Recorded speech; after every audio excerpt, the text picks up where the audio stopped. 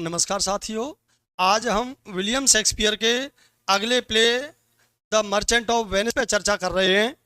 अभी तक आपने कई हमारे वीडियोज में विलियम शेक्सपियर के प्लेज देखे। अगर इसी तरीके से आगे और देखने हैं तो लिस्ट को देखते रहें, और अगर वीडियो पसंद आए तो लाइक, शेयर और सब्सक्राइब करें। देखिए, प्ले है the merchant of Venice, Venice का एक व्यापारी। ये किस ईयर में माना जाता है? 5096 टू 98। कोई डेफिनेट ईयर नहीं है, क्योंकि आप जानते हैं कि विलियम शेक्सपियर की कोई मैनस्क्रिप्ट मिली ही नहीं है ना। तो ये हेमिंग एंड कॉन्डेल ने जिस तरीके से इन्हें छपवाया, तो जो मेटेरियल ले जा करके पब्लिशर को दिया, जगार्ड एंड यस ब्लाउन, तो उसी तरीके से इनकी ईयर को सपोजिंग माना जाता है। फिर भी देखेंगे, pay attention, it is a tragicomedy, दो first folio classified it is a comedy. First folio में इसको कॉमेडी के रूप में माना गया, लेकिन आजकल क्रिटिक्स इसको क्या मानते हैं डियर स्टूडेंट्स? ट्रेजी कॉमेडी मानते हैं। इसका सोर्स क्या है प्ले का? Chief source of the play is the first story of the fourth day in Il Pecorone, Giovanni Fiorentino's collection of novella. Giovanni Fiorentino का जो कलेक्शन है नोवेला का, एक उसका सोर्स माना जाता है। अदर सोर्स क्या है मर्चेंट ऑफ वेनिस का? Including Munday's, Zelauto and the Gesta Romanorum. एक अन्य सोर्स ये माना जाता है, कुछ साइलॉग के लिए मानते हैं। कौन सा? कि साइलॉग जो कैरेक्टर कहां से लिया है? द जीव ऑफ माल्टा से। अधिकतर पुस्तकों में उसी को दिया हुआ है। अब इसके कैरेक्टर्स पर ध्यान देंगे। पहला एक कैरेक्टर है एंटोनियो, ये मर्चेंट ऑफ वेनिस, यही है वेनिस का व्यापारी, न कि साइलॉग। दूसरा है बेसेनियो, जो एंटोनियो का फ्रेंड है और suitor to Portia. Next character Gratiano, Solanio and Salerio. ये फ्रेंड्स किसके हैं? एंटोनियो एंड बेसोनियो के। ये तीन दोनों के मित्र हैं। किस किस के? एंटोनियो और बेसोनियो के। अगला कैरेक्टर है लोरेंजो, जो फ्रेंड किसका है? एंटोनियो का और बेसोनियो का। और ये in love with Jessica. Jessica कौन है? साइलॉग की डॉटर। नेक्स्ट पोर्सिया कौन है? अ रिच हेयरेस, एक धनी उत्तराधिकारी। इसके फादर खत्म हो गए हैं, बहुत सी संपत्ति इसके नाम पर क्या कर गए हैं? छोड़ गए हैं। अगला है नेरिसा। नेरिसा कौन है? पोर्सियास वेटिंग मेड, जो पोर्सिया की नौकरानी है, और ये किसके प्यार में है? Gratiano. Is that clear? Next एक करेक्टर है Balthazar, Portia's servant, who Portia's later disguises herself as। क्या करता है? बिल्कुल उसी लेटर को डिस्गाइज कर देता है। अगला नेक्स्ट कैरेक्टर है जो सबसे फेमस है, साइलॉग, जिसके ऊपर पूरी कहानी घूमती है। The whole story revolves around the Shylock. और रिच जीव, एक धनी यहूदी, मनी लेंडर, पैसे उधार देने वाला है। देखेंगे ये फादर ऑफ जेसिका। जेसिका कौन है? Daughter of Shylock, Lorenzo's suitor, not girlfriend. एक नेक्स्ट कैरेक्टर जो मर्चेंट ऑफ वेनिस में अक्सर करके पूछा जाता है कि ये कैरेक्टर किस प्ले का है, दैट इज ट्यूबल। ये भी जीव एंड साइलॉग्स फ्रेंड, साइलॉग का मित्र है, और ये भी एक जीव है। नेक्स्ट कैरेक्टर है लॉन्सलेट, और लॉन्सलेट गोब्बो, है ना। तो ये लॉन्सलेट गोब्बो सर्वेंट टू साइलॉग, ये साइलॉग का नौकर है। और लॉन्सलेट गोब्बो का फादर कौन है? ओल्ड गोब्बो। नेक्स्ट है लियोनार्डो, ये स्लेव टू बेसोनियो, ये बेसोनियो का दास है, जो उस समय स्लेव खरीदे जाते थे, विशेषकर अंग्रेज जो ब्रिटिशर्स थे जगह जगह जाते थे, इंडियन अफ्रीकन्स ये सब इनको अपने काम के लिए परचेज कर लेते। उसको कोई सैलरी वैलरी नहीं होती थी। सर्वेंट होता है जिसे सैलरी दी जाती है, स्लेव होता है उसको केवल खाना पीना दिया जाता है, उसके लिए वो वर्क करता है। Duke of Venice, Venetian authority who presides over the case of Shylock's bond.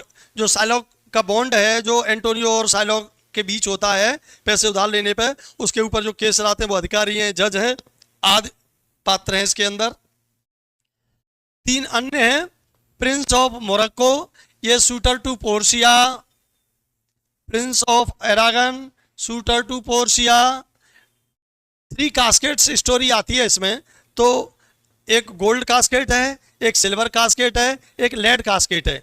तो फादर ये अपनी वसीयत में लिख गए हैं कि जो सही कास्केट चुनेगा है वही, एक कोटेशन आती है इसमें, all that glitters is not gold. वो इसीलिए एक इनमें से गोल्ड का चुनाव करता है, एक सिल्वर, हाँ मोरक्को वाला गोल्ड का, प्रिंस ऑफ एरागन ये सिल्वर का, और जो लेड वाला है उसको पोर्शिया की मेड उसको इंडिकेट कर देती है, तो वो किसका चुनाव करता है, लेड का।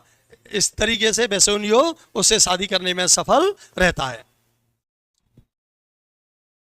देखेंगे Magnificoes of Venice, officers of the court of justice.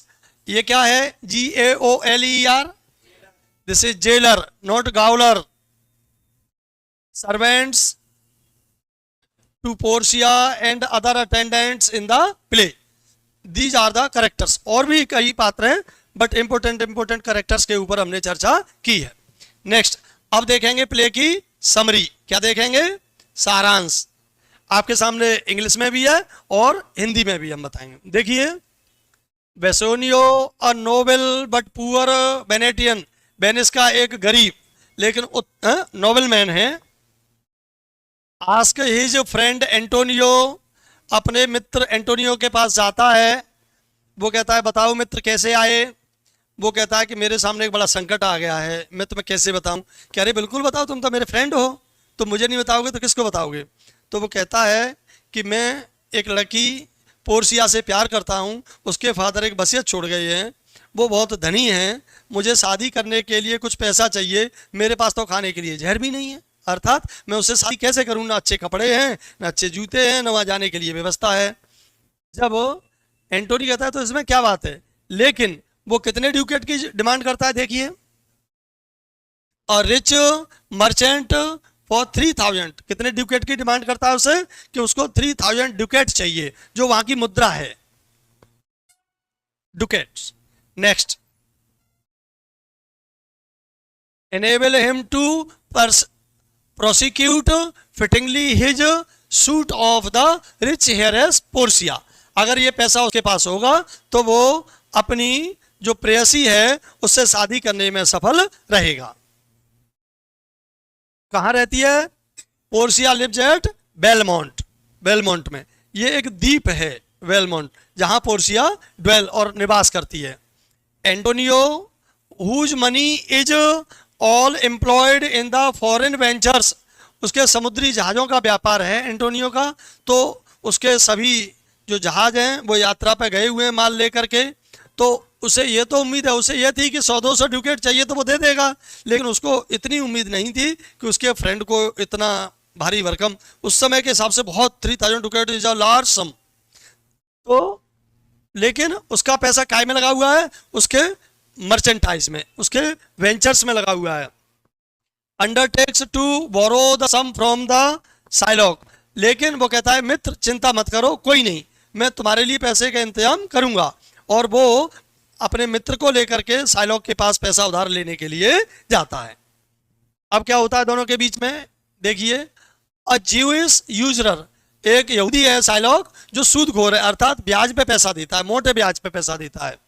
whom he has abused for his extortions, जो उसके बुरे कामों के लिए कई बार गाली गलौज कर चुका है, इवन यहाँ तक कि डॉग्स कह चुका है। वो इसको क्या कह चुका है, हैं? और बार बार बुरा भला कहता है उसके इस पैसे सूदखोरी के कारण। तो साइलॉक का कहना है कि मैं घर तो किसी को बुलाता नहीं, लोग तो मेरे पास खुद ब्याज पे पैसा लेने आते हैं, तो उसके लिए जब मैं पैसा ब्याज वसूलता हूं तो इसमें क्या बुराई की बात है। लेकिन Shylock consents to the lend the money, जब वो एंटोनियो बेसोनियो को लेकर के साइलॉक के पास जाता है और बताता है कि उसको 3000 डुकेट चाहिए, वो कौन, साइलॉक एग्री हो जाता है कि वो पैसा उधार देगा against a bond by which, लेकिन वो कोई ब्याज नहीं लेगा, लेकिन उसके लिए एक बॉन्ड तैयार करेगा। वो बॉन्ड की शर्त होगी, अगर बॉन्ड की शर्त के अकॉर्डिंग आप पैसा लेना चाहते हैं तो साइलॉक कहता है मैं तुम्हें पैसा दूंगा। Is that clear? If the some is not repaid at the appointed day और अपॉइंटेड टाइम, अगर निर्धारित दिन निर्धारित समय पे अगर उसका पैसा नहीं लौटाया गया तो वो उसके चेस्ट से उतने वजन के बराबर क्या करेगा, फ्लैश, 1 पाउंड फ्लैश काट लेगा। Antonio shall forfeit a pound of flesh, तो वो उसके शरीर से 1 पाउंड मांस काट लेगा। By the father's will Portia is to marry that suitors, आगे पोर्शिया वाला प्रकरण आता है कि पोर्शिया शादी किससे करेगी। मैंने अभी बताया कि उसके पास 3 कास्केट्स हैं, जो सही कास्केट का चुनाव करेगा उससे पोर्शिया शादी करेगी। Who selects of the 3 caskets, 1 of the gold, 1 of silver, 1 of silver and 1 of lead, lead माने जस्ता, सीसा, that which contains her portrait, portrait means picture, जिसमें उसकी तस्वीर है, उसको चुनाव करना है और एक बार चुनना है, दूसरा मौका नहीं मिलेगा। तो जो उसकी तस्वीर वाले किसको, कास्केट को चुनेगा, उसी से उसकी शादी होगी। Bassanio makes the right choice, Bassanio जब पहुंचता है पैसे लेकर के, पहले तो बेसेनियो एंटोनियो को मना करता है कि नहीं मैं तुम्हारे जीवन को दांव पे लगा करके ऐसा पैसा नहीं लेना चाहता, मुझे ऐसी कोई शादी नहीं करनी। लेकिन वो कहता है तुम चिंता मत करो, 3 महीने का समय है या 4 महीने का समय, जो भी निर्धारित समय है, उस समय तक उसके जहाज माल लेकर के वापस आ जाएंगे और मैं उनको पैसा चुकाने में सफल रहूंगा, अर्थात उसको पैसा समय से वापस अदा कर दूंगा। Pay attention, the laden casket, और वो सही कौन सा कास्केट चुन लेता है Bassanio, and is wedded to Portia, और पोर्शिया से उसकी शादी हो जाती है। And his friend Gratiano to Nerissa, और बेसोनियो का जो मित्र है वो उसकी नौकरानी नेरिसा से शादी कर लेता है, अर्थात इस प्रकार दोनों की शादी संपन्न होती है। News comes that Antonio's ships have been wrecked, समुद्र में जहाजों का टकरा जाना, नष्ट हो जाना, इस तरीके का समाचार आता है कि एंटोनियो के जो जहाज हैं वो रैक हो गए हैं, नष्ट हो गए हैं या लौटे नहीं हैं। दैट द डेप्ट हैज नॉट बीन रिपेड, और इस प्रकार से उसका जो कर्ज लिया है अब वो समय से नहीं चुकाया जा सकता है। When Duke that Psylocke claims his pound, Duke, due उधार वाला जो धन है वो अगर नहीं चुकेगा तो वो उसके सीने से, उसकी बॉडी से क्या काट लेगा, फ्लैश, अर्थात मांस। The matter is brought before the Duke, और फिर वेनिस के ड्यूक के समक्ष से मुद्दा लाया जाता है।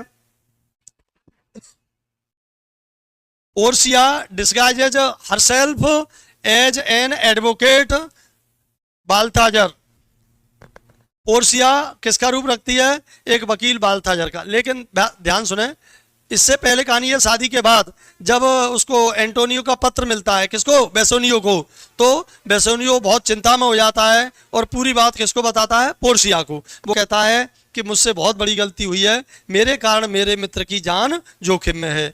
जब वो पूरा प्रकरण बताता है तो पोर्शिया कहती है कि तुम्हें शीघ्र जाना चाहिए, और इस प्रकार से एंटोनियो और उसका नौकर दोनों तुरंत पैसा लेकर के कहाँ के लिए निकल जाते हैं, वेनिस के लिए।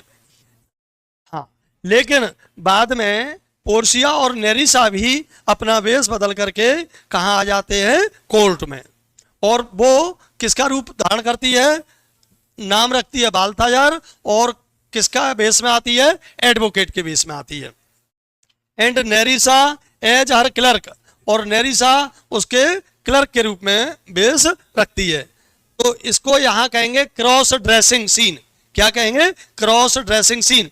जैसा डियर स्टूडेंट्स मैंने आपको कई प्लेज में बताया है कि विलियम शेक्सपियर ने अपने कई प्लेज में क्रॉस ड्रेसिंग का प्रयोग किया है। And they come to the court to defend Antonio, और एंटोनियो का बचाव करने के लिए वो दरबार में आते हैं। अननोन टू देयर हस्बैंड्स, इस बात से उनके पति अनजान हैं कि उनकी पत्नियां भी दरबार में उसको बचाने के लिए आई हैं। Failing in her appeal to Shylock for mercy, जब उससे मर्सी के लिए कहा जाता है कि वो दया दिखाए और जो उसका पैसा है वो वापस ले ले। इसी में एक पोएम जो आप लोग इंटरमीडिएट में पढ़ते रहे हैं, कौन सी? मर्सी। क्या लाइन है उसकी beginning line? Mercy is the quality of mercy is not strength. ये जो लाइन है पूरी पोएम, ये कोर्ट में ही अपील के रूप में प्रस्तुत की जाती है, लेकिन साइलॉक जैसे क्रूर निष्ठुर व्यक्ति के ऊपर इसका कोई प्रभाव नहीं पड़ता है। तब जब फेल रहते हैं वो दया के लिए, Portia admits that validity of his claim, कि उसका जो दावा है मांस काटने का वो वैलिड है, वो काट सकता है, लेकिन बट वो कहती है लेकिन warns him that his life is forfeit if he spills one drop of blood. तुम्हें छूट है, तुम बिल्कुल मांस काट सकते हो, लेकिन इस बॉन्ड में ऐसा कहीं नहीं लिखा है कि तुम मांस काटोगे तो खून बहेगा। अगर एक भी बूंद खून की बही तो तुम्हें कड़ी से कड़ी सजा दी जाएगी। You are free. जब इस तरीके की बात सुनता है तो साइलॉक कांपने लगता है। Since his bond gives him right to nothing beyond the flesh, क्योंकि जो उसका बॉन्ड है, जो उसने शर्त पत्र लिखा है, उसमें केवल मांस की चर्चा है, अन्य किसी चीज की चर्चा नहीं है। परसुइंग हर एडवांटेज, अपने उसको लाभ में लाते हुए, she argues that Shylock's life is forfeit for having conspired against the life of a Venetian citizen. Venice के एक नागरिक के जीवन के खिलाफ उसने साजिश रची है, इसलिए अब उसको जीवन की ही सजा दी जाएगी, उसके जीवन को भी खतरे में डाला जाएगा। Duke grants Psylocke his life, Duke अगर चाहें तो साइलॉक को जीवन दान दे सकते हैं। कब? वो शर्त लगती है, but gives half his wealth to Antonio, आधी संपत्ति किसको देगा? जिसके जीवन के खिलाफ वो षड्यंत्र रच रहा था। And half to the state, नहीं स्टेट, स्टेट राज्य को। Antonio surrenders his claim, Antonio अपने दावे को क्या करता है? सरेंडर कर देता कि नहीं नहीं, मुझे उसकी संपत्ति नहीं चाहिए। If Shylock will turn Christian, अगर साइलॉक जीव से क्या हो जाएगा? क्रिश्चियन हो जाएगा। And make over his property on his death to his daughter Jessica, और अपनी मृत्यु के बाद अपनी संपत्ति वो किसको दे देगा? जेसिका को दे देगा। तो वह उसकी संपत्ति नहीं चाहता। कौन? Antonio.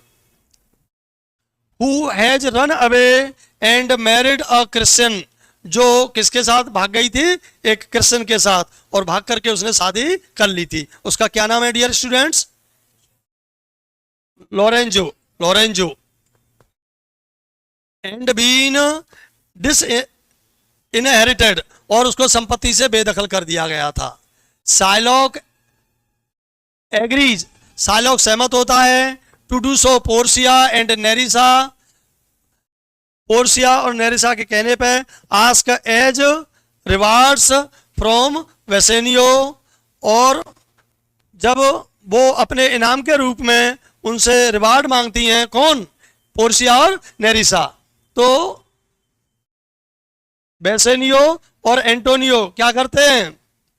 ग्रेसेनियो the rings that their wives have given them, उनकी पत्नियों ने जो उसको दी थी, which they have promised never to part with, शादी के समय दोनों की पत्नियों ने एक एक अंगूठी दी थी कि आप इसको अपने आप से अलग नहीं करोगे। लेकिन जब कोर्ट में एंटोनियो की जीवन बच जाता है तो वो रिवार्ड के रूप में कुछ मांगती हैं, तो वो बताओ क्या दें, पैसे ऑफर किए जाते हैं, लेकिन वो पैसे के लिए मना कर दे, नहीं तुम्हारी रिंग बहुत अच्छी लग रही है, अपनी रिंग दे दो, है ना। लेकिन वो इस बात से वो भूल करके कि उनकी वाइफ्स ने मना किया था, और वो दोनों ही अपनी रिंग्स उतार करके दे देते हैं, किसको, पोर्सिया और नेरिसा को। क्लियर। रिलक्टेंटली, अनिच्छुक होते हुए, यानी इच्छा नहीं है, जानते हैं कि दी हुई है, लेकिन फिर भी चूंकि उन्होंने एक ऐसा काम करा कि जिससे उसके मित्र का जीवन बचा, इसलिए वो दोनों अपनी अपनी रिंग उसको दे देते। They give them up and are taken to task accordingly on their return home, और जैसा कि उन्होंने पहले से डिसाइड किया था किस घटनाक्रम के तुरंत बाद वो सीधे अपने घर वापस जाएंगे। The play ends with news of the safe arrival of the Antonio ship, और इसी के साथ सुखद समाचार मिलता है कि जो एंटोनियो के शिप्स रैक हो गए थे उसमें समुद्री तूफान में, अब वो सुरक्षित वापस लौट आए। अर्थात ये शुरू में ट्रेजी है लेकिन बाद में कॉमेडी है। देखेंगे कुछ इंपॉर्टेंट पॉइंट्स हैं जो आपको याद रखने हैं, some important points to remember. बहुत इंपॉर्टेंट पॉइंट्स हैं, आप सभी को याद रखना है, और अगर इसी तरीके का कुछ अन्य कोई चीज है तो आप कमेंट कर सकते हैं जो आपको जाननी है। साइलॉक्स करेक्टर हैज बीन टेकन, अभी मैंने शुरू में ही बताया था, मार्लो के द ज्यू ऑफ माल्टा से। कहां से लिया है, जो साइलॉक करेक्टर है किससे लिया है डियर स्टूडेंट्स, मार्लो के ज्यू ऑफ माल्टा से। Second, the merchant in the merchant of Venice is Antonio not Psylocke. कुछ लोग समझते हैं कि वो पैसा उधार देता है, तो कुछ लोग उसको मर्चेंट दिमाग में रखते हैं, लेकिन वास्तव में कौन है, एंटोनियो मर्चेंट है।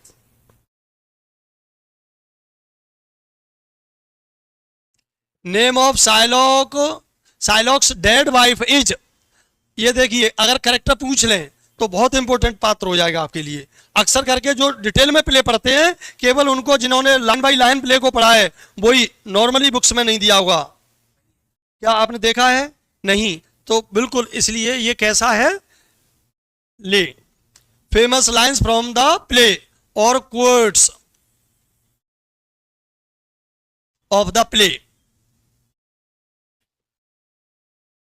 Love is blind and lovers can't see the pretty of follies that themselves commit. Jessica का है एक्ट सेकंड सीन 6। प्रेम अंधा होता है और प्रेमी उस गलती को नहीं दे सकते जिसे वो स्वयं करते हैं। लव इज ब्लाइंड अक्सर करके कहते हैं, ये वहीं से कोटेशन ली जाती है। नेक्स्ट कोटेशन देखेंगे जो अभी हम बात कर रहे थे मर्सी की।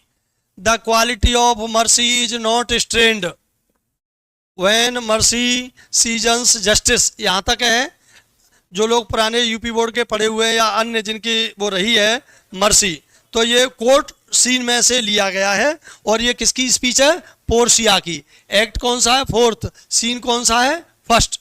अक्सर करके इसको भी कोट करते रहे हैं, पूछते रहे हैं। It is a wise father that knows his own child. Launcelot Gobbo जो सर्वेंट है वो अपने पिता को आंख मिचौली या धोखा देता है, तो कहता है अच्छा फादर कौन सा है, बुद्धिमान, जो अपने संतान को बेहतर जानता है, अर्थात उसकी संतान क्या कर रही है वो उस पर नजर नहीं रख रहा, तो वह अच्छा फादर नहीं है। ये एक्ट सेकंड और सीन सेकंड में से है। नेक्स्ट कोटेशन देखेंगे आप लोग, वही जो कास्केट के लिए आई है, all that glitters is not gold. All that glitters is not gold, सभी चमकने वाली वस्तुएं सोना नहीं होती।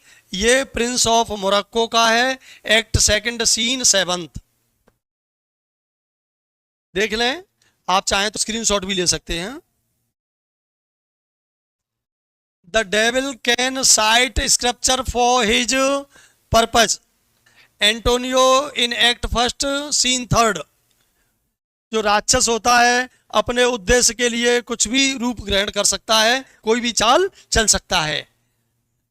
और एक और है, इसकी कोटेशन देखेंगे, a harmless necessary cat Shylock in act fourth और सीन फर्स्ट। जब अपने उसकी एक चतुर, ये जब लौट के जब उसे लगता है कि उसका जीवन खतरे में है, क्या करता है, वो क्रिश्चियनिटी अपना लेता है और अन्य शर्तों के लिए तब कहता है अ हार्मलेस नेसेसरी कैट, हानि रहित बिल्कुल बिल्ली की तरह चतुर रहना चाहिए। Next some last quotations. Daniel come to judgment, Daniel Shylock in act fourth scene first is well paid, that well satisfied, वही अच्छे से पेड करता है जो संतुष्ट रहता है। Portia in act fourth scene first. और भी इम्पोर्टेंट कोटेशंस हैं, अगर कोई कोटेशंस अगर आप जानना चाहते हैं और अगर आपको वीडियो पसंद आए तो लाइक शेयर और सब्सक्राइब करें। धन्यवाद।